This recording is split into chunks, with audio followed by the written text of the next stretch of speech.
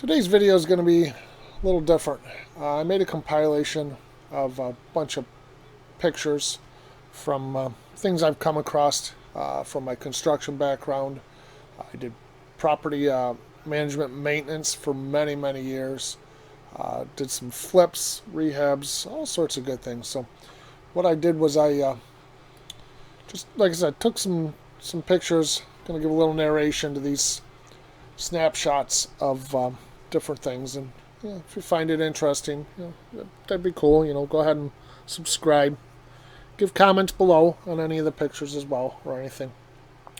The first one was behind one of our jobs, and we had nothing to do with it. I just thought it was pretty interesting that somebody was thought they were a siding expert. And if you look at it, anybody knows siding is you don't follow the roof angles. Just thought it was pretty interesting.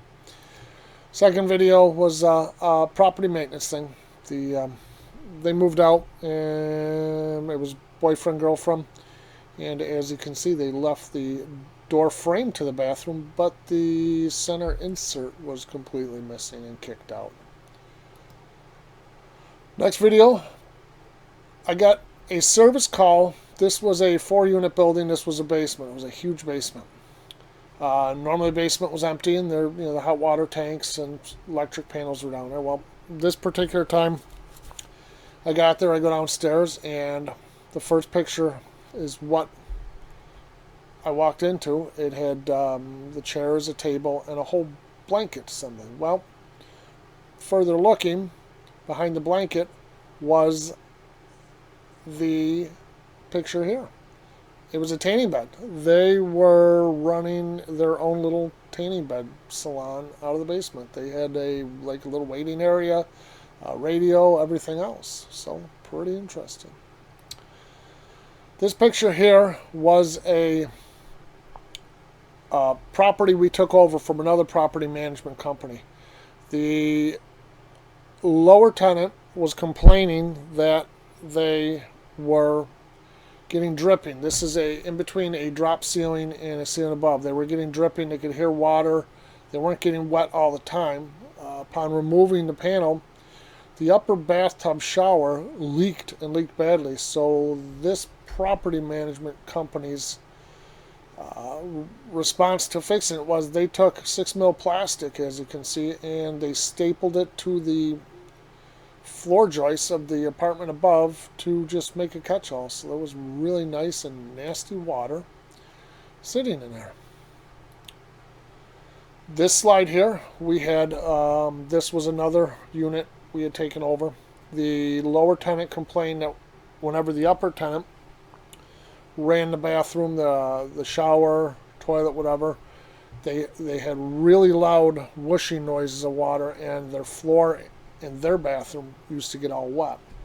Well, the wall was already really, really moldy and mildewy through there, so we started pulling it apart, and this is what we found. The entire main cast iron pipe was cracked. Had a main crack pretty much all the way down. You can see it in the picture of where we removed it, where we got sitting out on lawn. You can see it was cracked all the way from the bell housing above. So every time anybody showered, flushed the toilet, whatever, all the water was finding its way out of there.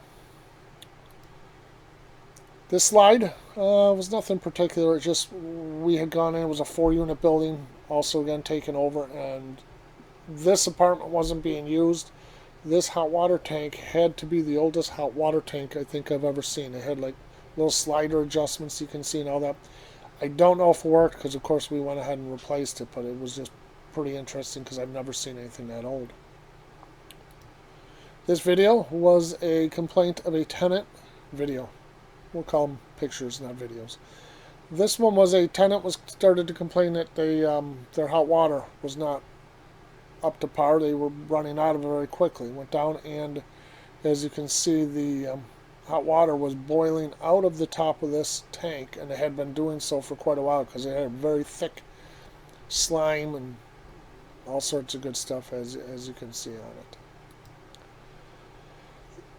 This picture was just another unit we had taken over, and their plumber had, the previous property manager, plumber, had done some work replacing some lines in this kitchen sink. As you can tell, he's a really good plumber, nice straight runs, quality work all the way along. The traps were all, somebody had smashed them or whacked them and knocked them all off, so he doesn't get credit for that, but his copper runs were wonderful. This here, this was a galvanized waste line, very common. All these properties were up in the Buffalo, New York area. Very common in older houses. Galvanized lines like to rot from the inside out. So what happens is by the time you see it on the outside, it's pretty much just waiting to be a catastrophic failure. Well, whoever their maintenance property guy was decided, instead of replacing this section of cast iron with PVC, he just started putting Fernco's. Those black things are what, it's actually a brand name, Fernco, but most people in the industry call them that. They're Fernco. They're a rubber clamp-on fitting. As you can see, he's got 5, 6 of them on there or whatever. And the biggest thing about that is the Fernco's are probably, those ones probably $8-9 a piece. So they spent more money on that than they would if they'd cut it out and just done it all PVC. You can see in the slide after, actually that slide there, you can see it in the front of the window, the water just pouring out of the Fernco's he had done. We had to replace all of that.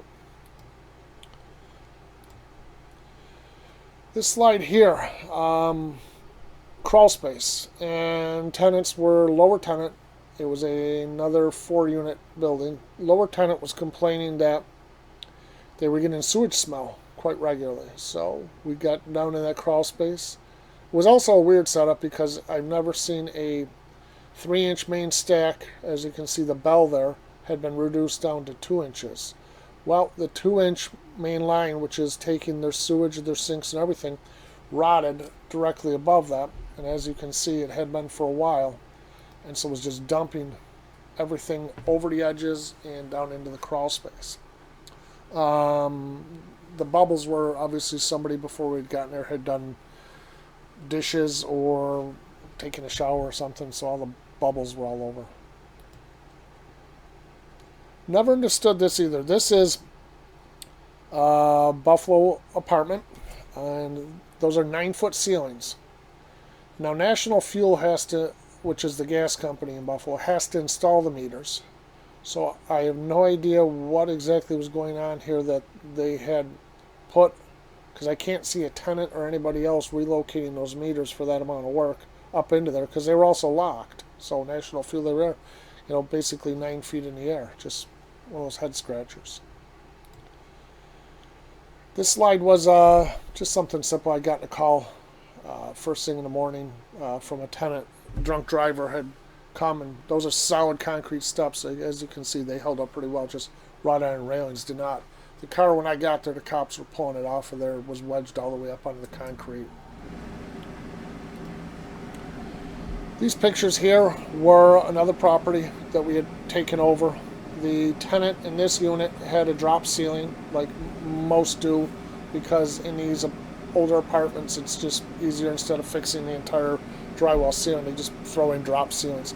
She was complaining she could hear drips and drops regularly on her ceiling. The owner of the property was dumbfounded though and insisted that she was crazy, because the owner of the property had just had her roof done 6 months before. So I got there and I could see some drippage on her drop ceiling, put the ladder up, and this was what I found. The previous roofer, as we'll call him, just got to a certain point and must have decided that was the end of it. Didn't have enough shingles or whatever. He didn't bother. It's not even to the point where he could have capped it yet, because his roof caps weren't even going, roof cap shingles weren't even going to make that. He was going to have to do some more. So he just basically, where you see those shingles sitting is where he just dropped them. As you can see, the chimney is wide open. There's no flashing, no tarry. I mean, at least he could have put some tar or something to flash anything. So the roof was just wide open, and that's why,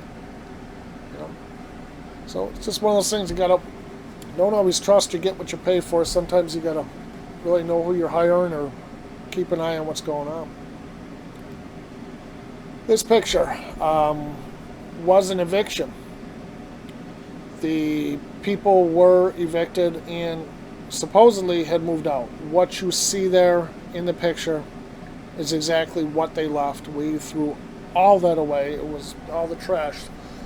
The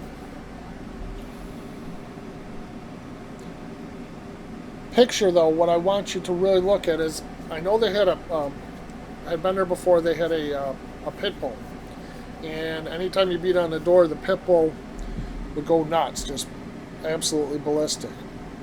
Well, we were there the day before, and they were supposedly gone. And we knocked on the door, and the pit bull went ballistic like normal, so we left. This day we went back, knocked again. We heard a little jingle, but we didn't hear anything else. So what I did was I took my phone, put it through the crack in the door, and snapped a picture. Well, if you look to the right of the picture towards the window and the kitchen table, you'll see the little surprise that was waiting for us. I don't know if he was waiting to attack us and just being quiet, or what exactly was going on. There were no people there. I know for sure the people were not in there, but he was just sitting there, and thankfully we did this before we just went tromping in there. We left again, and the property management made calls, and we returned the following day with all the debris there, but the dog was gone. This here is a property also that we took over, and this I call the pot bust house. This was the condition the day we walked up to it. The door had been, the front bars, the bar door, security door, had been ripped off by the sheriff's department or whoever raided it. And as you can see, the door lock was punched out and kicked through. They were growing pot in this house. You can see here that this was the basement. They had all these boxes for hanging and drying everything in, and you can see on the floor some dirt and some additional planters and leftover leaves and all that good stuff. This picture was an investor had bought this property, was a decent 2-unit, and this was February. They had closed on the property, and I met him there. He wanted to do a walkthrough for improvements that he wanted to do on the property.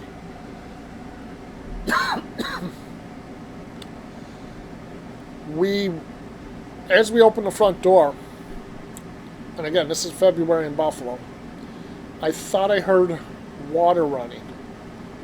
We got in closer, and I definitely heard water running. As I headed down, it got louder, and I went over, and the bathroom had blown off the handles on the vanity faucet. This was the pictures of the basement. So obviously this had been going for quite a while, because for reference, those are the laundry tubs. The water was a solid 3 feet deep, and this basement was huge. This was a giant basement. The entire basement was 3 feet plus of water that you can see in all the photos. We'd replace, first we had to pump it out, and that's what I've got the picture there. That took an entire day with a big trash pump, just 3-inch hose, just pumping. We had to replace all the furnaces. There were 3 furnaces down there, and all the electrical boxes had to be done too, just because there was so much moisture and rot in them. We all removed the main circuit breaker panel boxes down there, and we had to have blowers and fans once the heat got back up, trying to dry it all out. The key was to get this emptied immediately, because it was February, and that water freezing up would cause serious foundation issues. The picture of the blue, that was a bedroom on the second floor. There was so much moisture in the air. You can see we took our fingers. The walls had 1 inch deep of ice everywhere in it, because the moisture was just permeating, and it was just freezing everywhere. This picture here was just a rehab. All really I have it here is because people always like to say how copper pipes will freeze and they will split. This picture here actually shows you the power of freezing water. It actually pushed that pipe out of the sweat joint on that valve. And that's it. The pipe above it is supposed to go into the one below it. It shoved it right out the sweat joint. This picture is a main sewer line. Investor bought this property. He was having sewage and water backing up into the basement all the time, nonstop. Once we excavated out front, you can see the entire front main lateral was completely collapsed.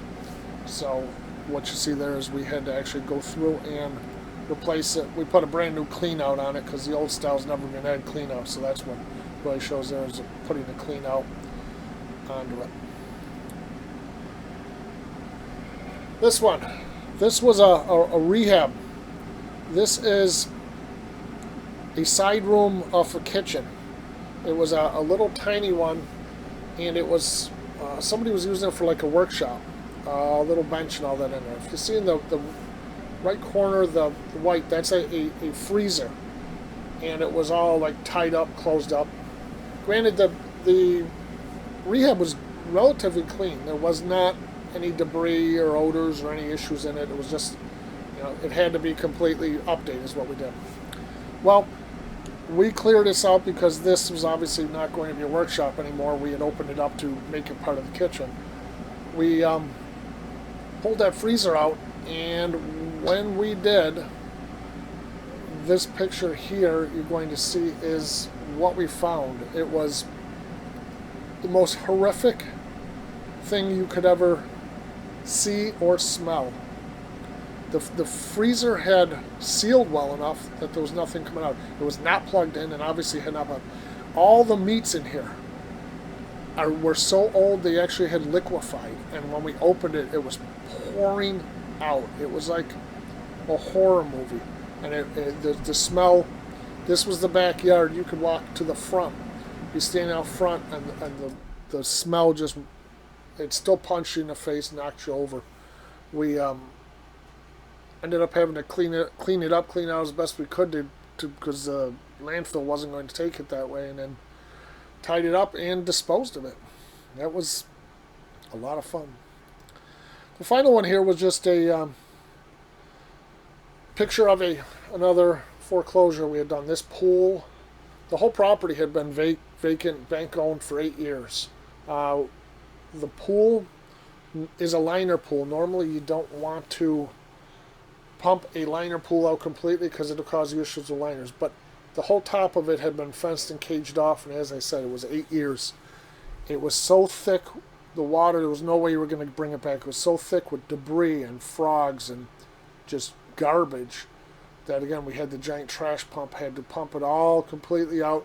And actually the liner, we just went through and had to do a scrubbing and a bleaching agent on it, and it actually cleaned up relatively well, but it was just a lot of work and a really nasty mess. Well, thanks for watching. I do have more, and eventually, if there's enough interest, I can do some more of these horror, as I call them, horror construction crazy pictures I have, because I've got plenty of them through the years. If you found it interesting, if you're actually still here listening, watching, hit the subscribe button, the like button, and notifications if you don't mind. Thanks for watching, and have a great day.